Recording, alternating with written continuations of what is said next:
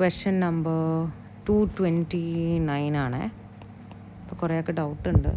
പിന്നെ റിസീവബിൾസ് എന്നൊക്കെ കാണുമ്പോൾ എന്തായാലും ടി അക്കൗണ്ട് വേണ്ടി വരും. ഓക്കെ, കാരണം നമ്മൾ ടി അക്കൗണ്ട് ഇല്ലാണ്ട് ആക്കാൻ പറ്റത്തില്ല. ഓക്കെ, സോ ടി അക്കൗണ്ട് അവിടെ അപ്പം ടി അക്കൗണ്ട് അവിടെ പ്രിപ്പയർ ചെയ്ത് വെക്കുക. ഓക്കെ, അതിന് മുന്നേ വേറൊരു സാധനമുണ്ട്. നമുക്ക് തന്നിട്ടുള്ള കാര്യങ്ങൾ നോക്കാമല്ലോ. In the statement of financial position at 31st December 2005 യാൻലൈൻ കമ്പനിക്ക് നെറ്റ് റിസീവബിൾസ് 12,000 ഉണ്ട് അല്ലേ. ഈ 12,000 നെറ്റാണ്. എപ്പോഴും ഗ്രോസ് എന്ന് പറയുന്ന ഒരു ഫിഗറിന് എന്തെങ്കിലും ഒന്ന് മൈനസ്, ജസ്റ്റ് എ മൊമെൻറ്റ്, അപ്പം ഗ്രോസ് എന്ന് പറയുന്ന ഫിഗറിന് എന്തെങ്കിലും ഒന്ന് മൈനസ് ചെയ്താലാണ് നമ്മൾ നെറ്റ് റിസൾട്ടിലോട്ട് എത്തുക. ഓക്കെ, ഇനി ഈ സാധനം റിസീവബിൾസാണ്. അപ്പം മൈനസ് ചെയ്യാൻ ഡിപ്രീസിയേഷൻ ഒന്നല്ല. മൈനസ് ചെയ്യുന്നെങ്കിൽ എന്തായിരിക്കും മൈനസ് ചെയ്യുക? എലവൻസ് ആണ് മൈനസ് ചെയ്യുക. ഓക്കെ, സോ എലവൻസ് മൈനസ് ചെയ്തിട്ടാണ് ഈ 12,000 എത്തിയെന്ന് നമുക്കറിയാം അല്ലേ. ബാക്കി ഫേർദർ വായിക്കാം. ഡ്യൂറിങ് ദി ഇയർ 2006 സെയിൽസ് എത്ര കൊടുത്തിട്ടുണ്ട്? എനിക്കിപ്പം ബാലൻസ് ബ്രോഡ് ഫോർവേഡ് എന്താണെന്നറിയില്ല. ഓക്കെ, അതുകൊണ്ട് ഞാൻ ബാലൻസ് ബ്രോഡ് ഫോർവേഡ് അവിടെ വെറുതെ എഴുതും. ഓക്കെ, എന്താണെന്നറിയില്ല, അതുകൊണ്ട് ഞാൻ അവിടെ വെക്കുവാണ്. ക്രെഡിറ്റ് സെയിൽസ് നടത്തിയിട്ടുണ്ട്. എത്രയാണ്? സെയിൽസ് റിസീവബിൾസിനെ കൂട്ടുന്ന ഐറ്റമാണ്. അപ്പോൾ എന്ത് ചെയ്യുക? ഡെബിറ്റ് ചെയ്യുക. എത്രയാണ്? 125,000 കിട്ടാനുണ്ട്. ഓക്കെ അല്ലേ. ഇനി and received cash from credit customers amounting to 115,500 അല്ലേ. നമുക്ക് ക്യാഷ് കിട്ടിയിട്ടുണ്ട്. ക്യാഷ് കിട്ടുമ്പോൾ നമ്മൾ റിസീവബിൾസ് കുറയും. എത്രയാണ്? 115,500 വെച്ചിട്ട് കുറയും. അറ്റ് 31st December 2006 യാൻലൈൻ decided to write off debts of 7,100. അപ്പോൾ എലവൻസിന് ശരിയായ ഇർറിക്കവറബിൾ ഡെപ്റ്റ് ആക്കിയാൽ ഓക്കെ അല്ലേ. സോ ഇർറിക്കവറബിൾ ഡെപ്റ്റായിട്ട് എത്ര പോവും? 115 അല്ല, 7,100 പോവും അല്ലേ. ഓക്കെ അല്ലേ. ഇനി എന്താണ് സംഭവിക്കുന്നത്? ഇനി and increase the specific allowance for receivables by 950 to 2,100. അപ്പോൾ ഇവിടെ വേറെ കാര്യമാണ് പറയുന്നത്. അതായത് എലവൻസിൻ്റെ ഇൻക്രീസും ഡിക്രീസുമാണ് പറയുന്നത്.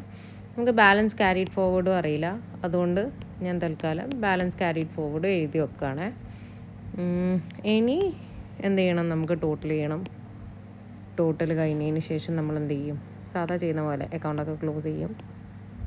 നിങ്ങളിപ്പം ചെയ്യുമ്പോൾ അക്കൗണ്ടൊന്നും ക്ലോസ് ചെയ്യുന്ന രീതിയിലൊന്നും ആക്കണ്ട. നിങ്ങളെല്ലാം സുമാറ് ചെയ്താൽ മതി. ഞാൻ ജസ്റ്റ് ചെയ്യുമ്പോൾ അതിൻ്റെ ആ ഒരു ലെവലിൽ ചെയ്യുന്നതാണ്. ഓക്കെ, അതിന് ശേഷം നിങ്ങൾ എന്നോട് പറ, 950 എത്രയൊക്കെയാണ് നമ്മളുടെ എലവൻസ് പോയത്? 2,100 പോയത് അല്ലേ. അപ്പം 950 2,100 പോയത്. ദാറ്റ് മീൻസ് എലവൻസിൻ്റെ കൂടെ എന്തോ ആഡ് ചെയ്തിട്ടാണ് എന്ത് സംഭവിക്കുന്നത്? 2,100 ആവുന്നത് അല്ലേ. അപ്പോൾ നമ്മൾക്കിപ്പോൾ അറിയില്ല ഓപ്പണിംഗ് ബാലൻസിൽ എലവൻസ് എത്രയാണ് ഉണ്ടായതെന്ന് അറിയില്ല അല്ലേ. അപ്പോൾ അത് നോക്കാനുള്ള ഇക്വേഷനാണ് പറയാൻ പോകുന്നത്. അപ്പോൾ നമുക്കറിയാം എലവൻസിന് എന്തായിട്ട് എടുക്കുക? എക്സ് ആയിട്ട് എടുക്കുക, കാരണം അറിയില്ലല്ലോ. ഓക്കെ, പ്ലസ് 950 ആയിരുന്നു ഫസ്റ്റ് അധികം ആക്കിയിട്ടുണ്ടായിരുന്നത്. അത് മാറ്റിയിട്ട് ഇപ്പോൾ എത്രയൊക്കെ ആക്കി? 2,100 ആക്കിയിട്ട് മാറ്റി. അതായത് increased receivables allowance for receivables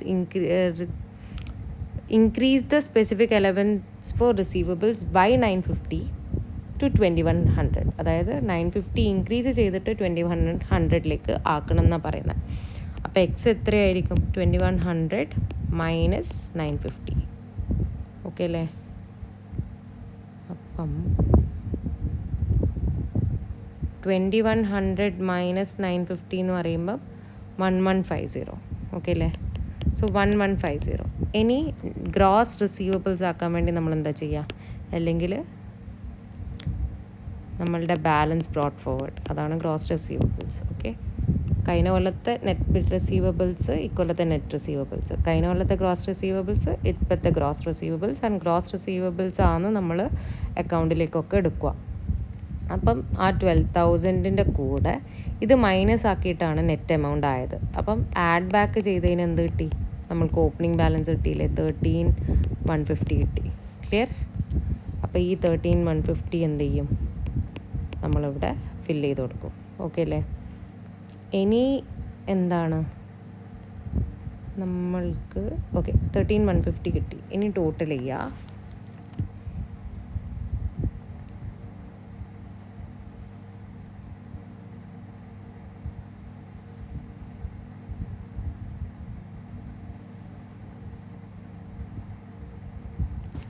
ഇനി നമുക്ക് ബാലൻസ് ക്യാരിഡ് ഫോർവേഡാണ് വേണ്ടത്.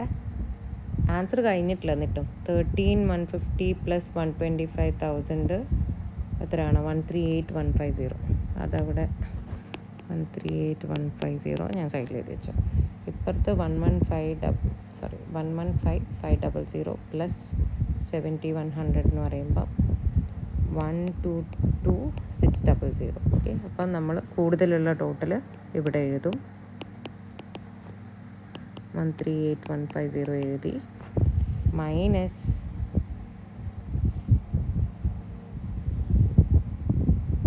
15,550 കിട്ടും. 15,550. ഓക്കെ, ഇനി നിങ്ങളിലെ വിദഗ്ധർ എന്ത് ചെയ്യും? ഇത് ആൻസർ ആയിട്ട് എടുക്കും. പക്ഷെ ഇതല്ല ആൻസർ. നിങ്ങളിത് കറക്റ്റായിട്ട് കിട്ടിയിട്ടില്ലെങ്കിൽ, ഇത് ആൻസറാന്ന് വിചാരിച്ചിട്ട് നിങ്ങൾ നോക്കിയിട്ട് അതിൻ്റെ മുകളിൽ ഓപ്ഷൻസ് ഇല്ലെങ്കിൽ നിങ്ങൾ ഫുള്ളും ബേജാറാവും. Okay, so ബേജാറാവേണ്ട കേസില്ല. കാരണം എന്താ? നിങ്ങളുടെ ക്വസ്റ്റ്യനിൽ എന്താ ചോദിക്കുന്നത്? നെറ്റ് റിസീവബിൾസാണ് ചോദിക്കുന്നത്. ഓക്കെ, അപ്പോൾ ഗ്രോസിൽ നിന്ന് നെറ്റിലേക്ക് പോകാൻ എന്തോ മൈനസ് ആക്കണം. ഓക്കെ അല്ലേ? അപ്പം നെറ്റ് ട്രേഡ് റിസീവബിൾസ് കിട്ടാൻ വേണ്ടിയിട്ട് നമ്മൾ എന്ത് ചെയ്താൽ മതി? നമ്മൾ കണ്ടുപിടിച്ച ബാലൻസ് ക്യാരിഡ് ഫോർവേഡിൽ ആണ് ഗ്രോസ് റിസീവബിൾസ്. 15,550 എന്ത് മൈനസ് ആക്കുക? അവരെന്താ പറഞ്ഞത്? ഇയർ എൻഡ് ആകുമ്പോഴേക്ക് അലവൻസ് 2100 ആയിട്ടുണ്ട്. ഓക്കെ അല്ലേ? സോ മൈനസ് 2100 ചെയ്ത് കഴിഞ്ഞാൽ നമുക്ക് എന്ത് കിട്ടും? നെറ്റ് റിസീവബിൾസ് കിട്ടും. പിന്നെ ഞാൻ പറഞ്ഞത് എപ്പോൾ മനസ്സിലിരിക്കുക, അലവൻസ് ജസ്റ്റ് നമ്മൾക്ക് ഇതുപോലെ നെറ്റ് എമൗണ്ടൊക്കെ കാണാൻ വേണ്ടിയിട്ടാണ് യൂസ് ചെയ്യുള്ളൂ. അല്ലാതെ SOFPയിലോ കൺട്രോൾ ലെഡ്ജറിലോ ഈ അലവൻസ് നമ്മൾ എടുക്കത്തില്ല. ഓക്കെ, ഇർറിക്കവറബിൾ ഡെപ്റ്റ്സ് മാത്രമാണ് റിമൂവ് ചെയ്യുള്ളൂ. അലവൻസ് എപ്പോഴും അലവൻസ് അക്കൗണ്ടിൽ തന്നെ കിടക്കും.